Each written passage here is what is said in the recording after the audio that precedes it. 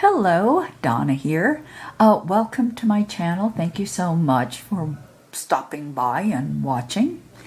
Now, this is part of the black and white series. This is a very simple cane. I call it the beaded curtain because frankly, I didn't know what else to call it. So here is what you're going to need. Basically, you're going to need, of course, your clay. Now, I've rolled my black clay through the thickest setting. This is the sum total of the black clay you'll be using in the cane. So bear that in mind. This is not a big cane. It's the whole cane. It's going to be this much clay. You're going to need ball styluses. Now, I have several different sizes. Here's one that I'll use. I would not use that one. See how teeny it is? No, I'm going to use this one. Maybe it's 2 millimeter, a 1.5 millimeter. Anyway, I'm going to use that. Then I'm going to use one that's a little bit larger. I have absolutely no idea what this tool is. It's like a huge tool with a little tiny ball on the end. So if anybody knows what it's actually for, maybe you could put it in the comments. So next time, people won't think I am so unfamiliar with my tools. There's just like mystery tools that show up in my studio and then I use. So I don't really know what this is. Okay, so here's another one. This is one that I got in Europe, and it's two-sided. This is a very big ball. I won't be using this. I'll be using this. So I've got basically 3 sizes that I'm going to use. Okay, you're going to need white clay. And you know what? For this particular cane, soften that clay. Make it soft. If you're using Kato, add some conditioning bar to it so that it's nice and soft. All right, then you're going to need, and well, this is actually optional. I have 3 clay guns here, and they're Macon's clay guns, and I'm going to use them because although I could roll out snakes, it's just easier to extrude them.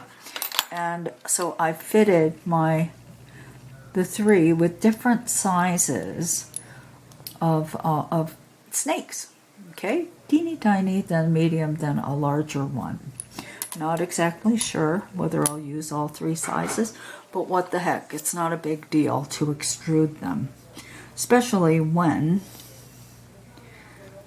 you have softened the clay. So I've rolled 3 short stocky cylinders of white clay. Now I'm going to load one in. Oops.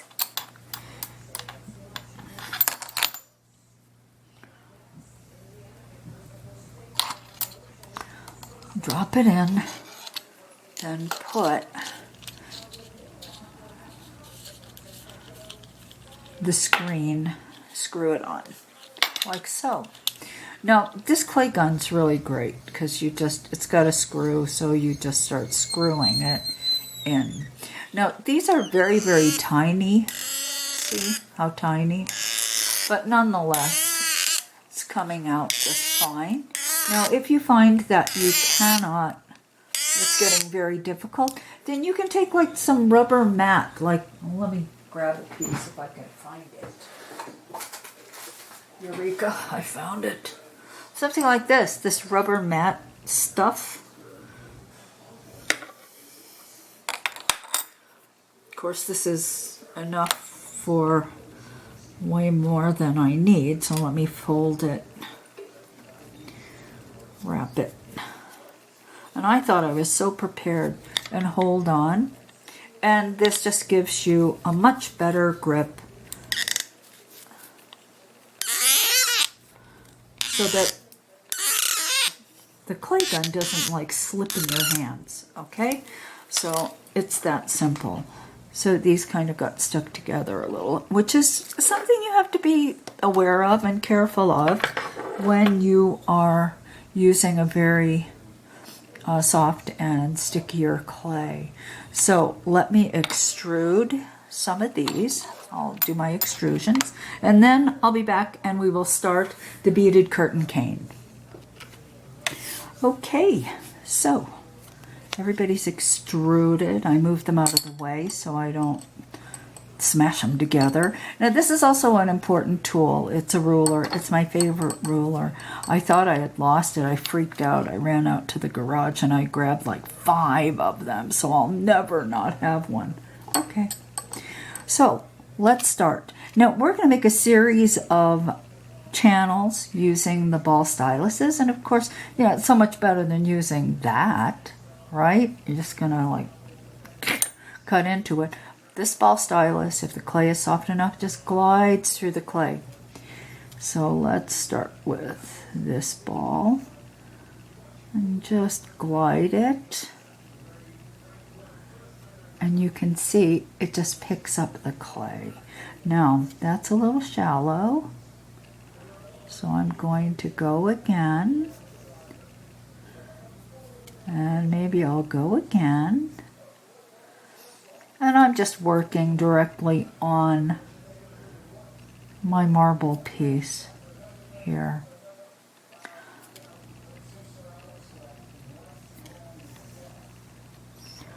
Like so. So that's number 1.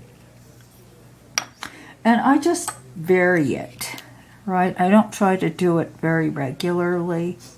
I make the spacing irregular. Sometimes I use the big one, sometimes I use the medium, sometimes I use the small one. So, you know, I'm not looking for uniformity here.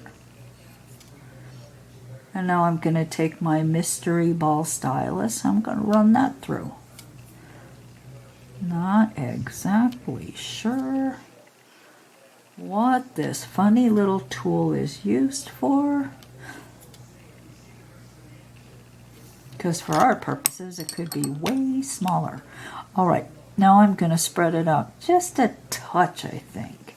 And I'll use the smallest one and run it across. Woo! I got a little deep there. That's okay.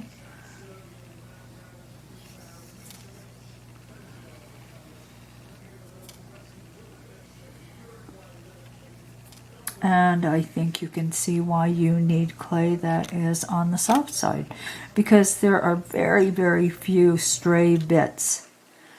And if you see stray bits, you're going to want to get rid of them if you can, just by running the ball stylus through the channel and just wiping them away. Okay, so I'm just going to do these 3 for now. So let's take this guy, and actually seems to be a little thick. Of course, it's rising above the surface.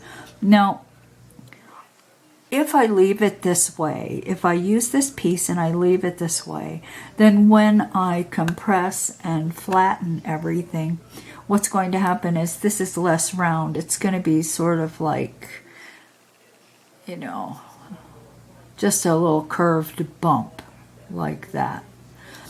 If I take this piece, which just lays right down in the channel like this, then it will appear to be more round and less sort of flattened, lumpy. So let me use that there. Now let's use the tiny one in the tiny channel.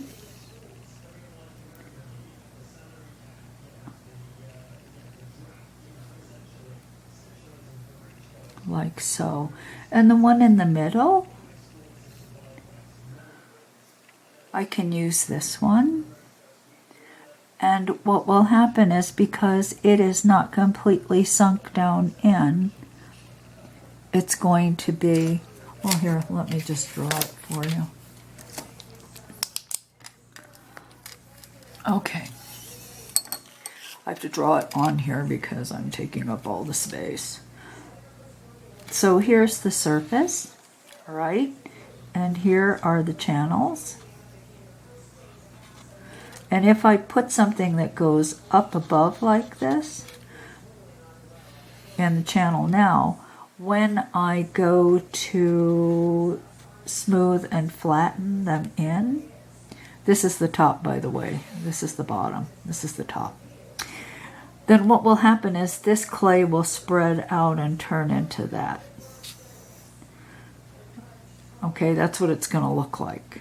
This one, if it's sunk down in, it tends to stay pretty much the same. There may be a little bit of spread here to the side, but if you put too much or a snake that's too big and too small a channel, then you get this spread across the top. Okay. Now, I'm not saying that's a bad thing. By no means am I saying that's a bad thing. Okay, so I've done 3. I'm going to do the whole sheet and then I'll be back. Here is the sheet. The channel's in, the channel's filled. So I'm going to just trim the excess. Now, you know, when you're filling the channels too, you have to remember, you can take a piece. Let me just take this out. First of all, this we know is way big. So of course, it's easier just to make it slightly smaller. And when you put it in, you can actually stretch it out because the clay is soft. Okay? Like so. Just an example of what you can do. All right, so let's take all our little noodles and put them over here. And I'm going to cut and show you what it looks like on the side. Okay, so we have all these little dots. Now I'm going to cut this in half.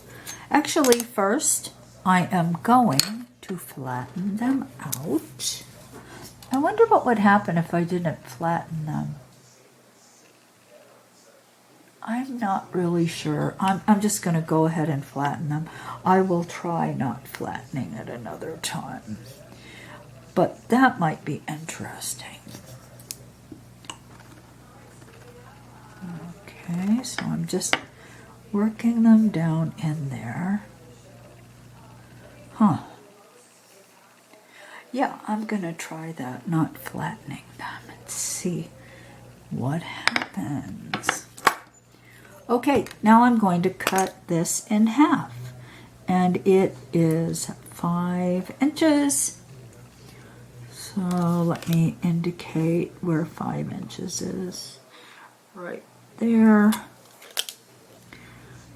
And now I will slice across.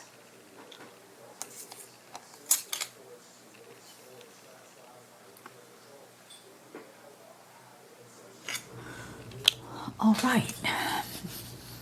Now this piece is really stuck.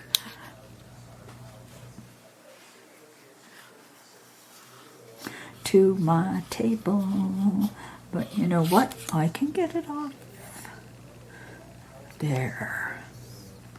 Now these two pieces are going to be together, but we need something between. We need a thin line in between them. So I'm going to put this white clay that I rolled through setting number 8 on my pasta machine, so it's very thin. Right on only one side. If I put it on 2 sides, then of course that line's going to be 2 thicknesses. So all I want is 1. Trim away the excess.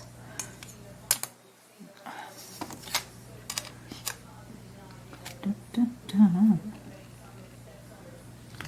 Okay, here we go.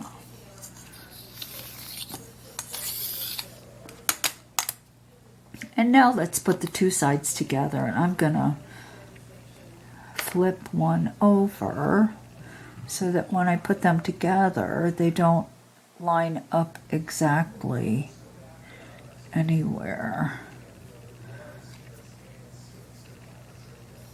You know, I try so hard for this to be totally random, and it's amazing how often they just end up lining up.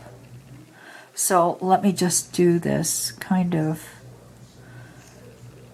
stretching and compressing one of the sheets so that maybe some places it does line up, but sort of purposely trying to offset them so that they don't. Okay, that looks good. Now I have to do the other side. That looks pretty good too, so I'm just going to leave that. And lightly roll both sides like that. Okay. Now let me trim. Even though I'm making a rather small cane, this cane is so easy to make. It doesn't really, it's not a real hardship to make it again. So there we've got, and to me it looked like a beaded curtain, like little beads popping out to the right and left. Okay, so let me stack this up. And what I'm going to do is cut it this way and stack them. Oopsie. So it's just about 4 inches, so here's 2.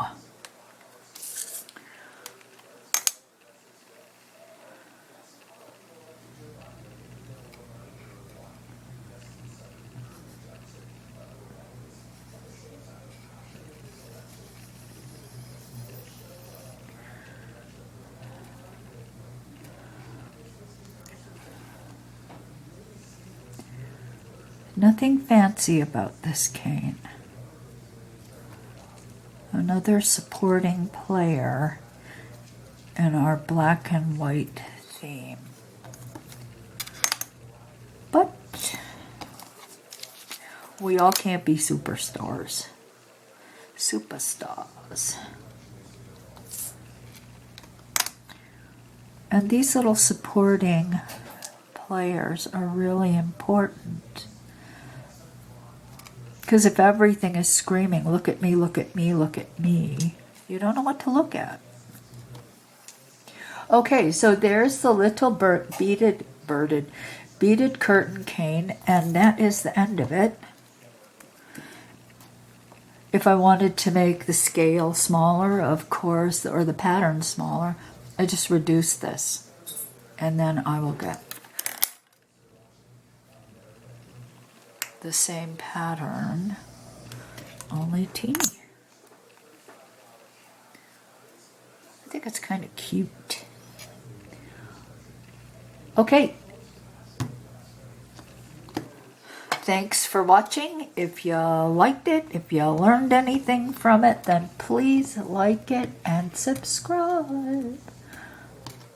Until next time, I'm Donna Kato for Kato Poly Clay. And I will see you soon. Well, I said I was going away and I'm back again because I think the cane was just a little bit too short, not quite enough in that tutorial. So I decided that I would do something else using, hello, our little ball stylus. Now here's what I'm going to show you right here. Now I guess I could have made it a cane, but I think it's nicer if you just deal with this pattern and create this pattern as a sheet and work it through that way. So that's what we're going to do. Just nicely curved lines that intersect and cross each other. Okay. All right, so this is what I have. Remember these little guys from the Makin's clay gun? So I extruded a bunch of little snakes. Now I'm going to take this, and this has been rolled through setting number 4 on my pasta machine. So it's a medium thickness. It's not real thick. It's not real thin. It can't be too thin though, guys, because I'm going to be taking my ball stylus and sliding it through the clay, and I don't really want to cut all the way down to the tile. Okay, so I got it on there, and the clay has been nicely softened. Gotta be soft.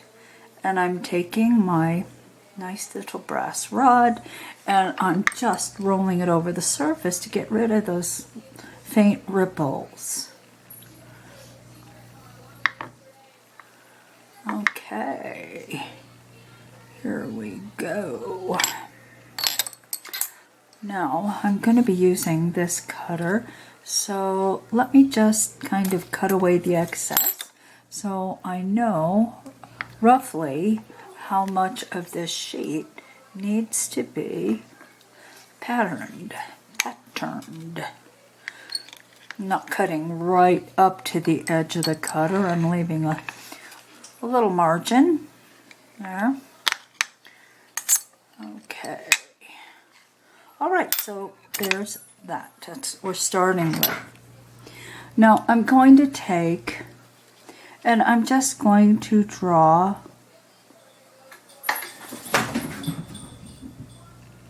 that is Dusty and Louie.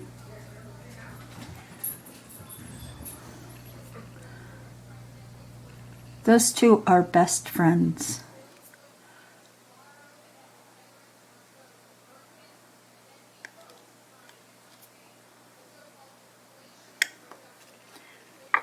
Okay, so there's one. Let me bring it up to the camera so maybe you can see it. Okay, so I've actually cut in quite deep, maybe halfway through. Now I'm going to continue and I'm going to incise all the lines first.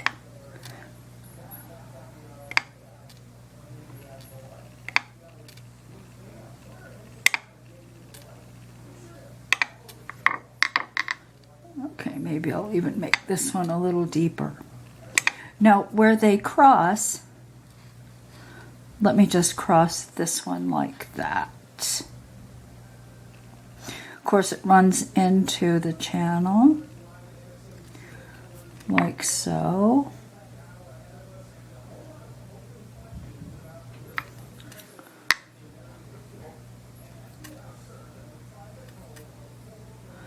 So at that point, I just kind of refine that spot. And it may get a little bit deeper than the regular channel.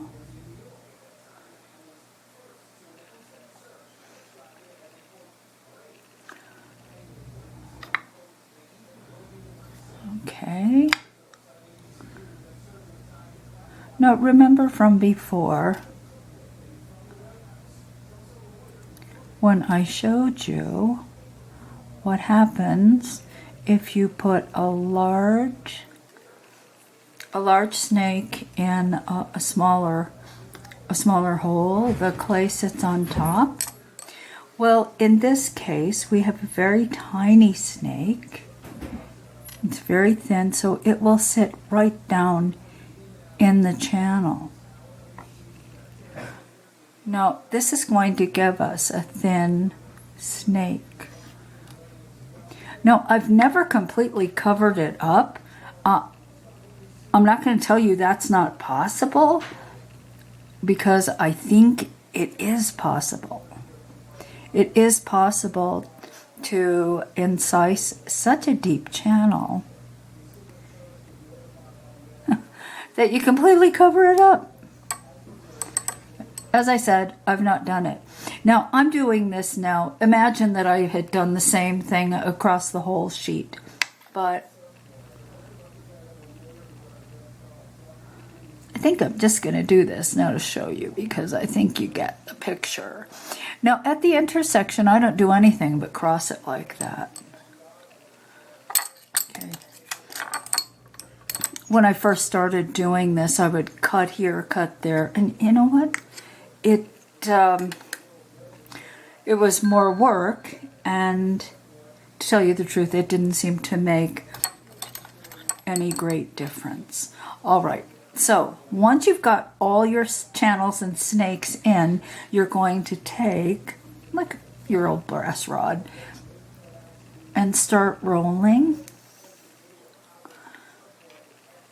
to get that clay, the black clay and the white clay to join, to meet. Okay, so here we go.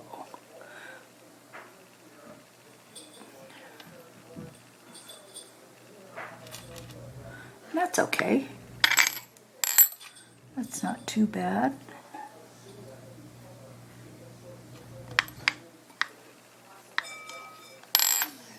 All right, so there it is.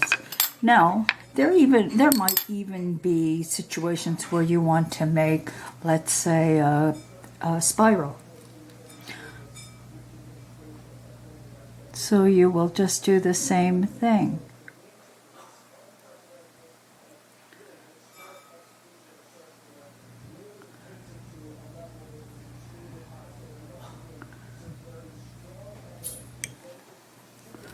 Okay, and just deepen.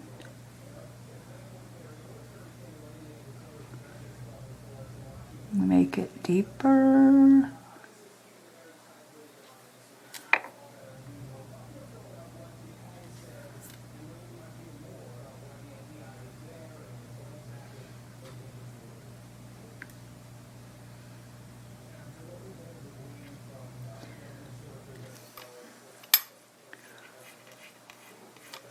And really, you do want to get the little bits off, because those little bits, if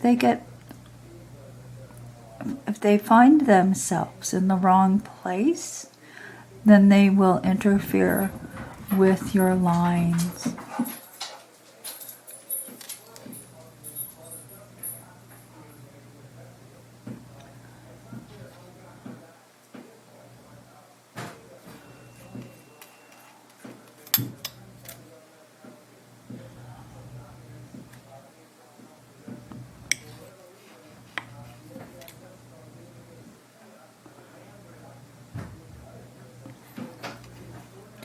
Okay, so that looks good. So let me lay this in.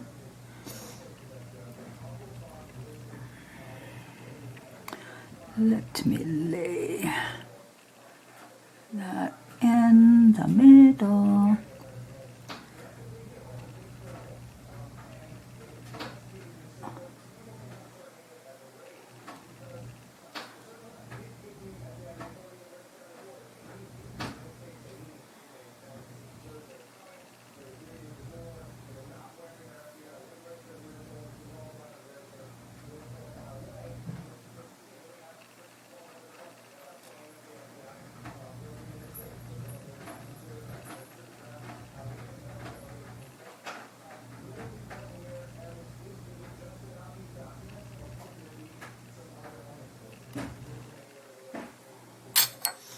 There.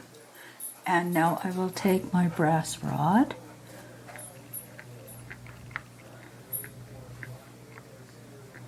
and roll over so the black base and the snake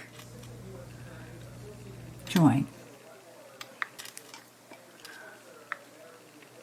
Okay, now here I think the channel was deeper, and that's why more of this the white snake actually sunk deeper in, and so the result was you get a thinner line. So just bear that in mind too, that if you want something that's sort of thick and thin, let's just do it. I'm going to dig deep there and less deep here. Dig deep here in this curve. And I'm going to dig deeper and leave it shallow, and then dig deep. Dig deep, shallow, dig deep. Now let's take the same little snake and let's lay it in there.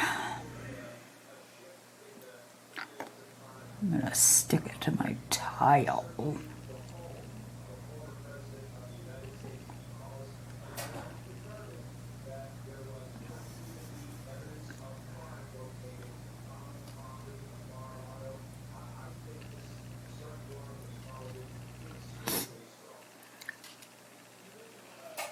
I didn't do a very good, oh, that's better, okay.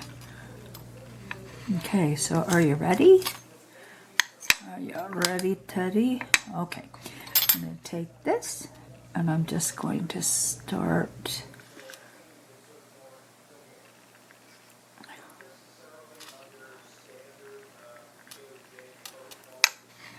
Okay. So the deepest was this, very deep, and that's why it's so thin. I almost covered it up. The shallow was here, and that's why the line is thicker. And then I got thin again here, but not as thin as that. So you can create patterns. You can vary the thicknesses of the lines by playing with the thickness of the channels you dig. Okay, so that's it. And here is the finished one. So now I'm saying goodbye, and it's really goodbye for now. Bye.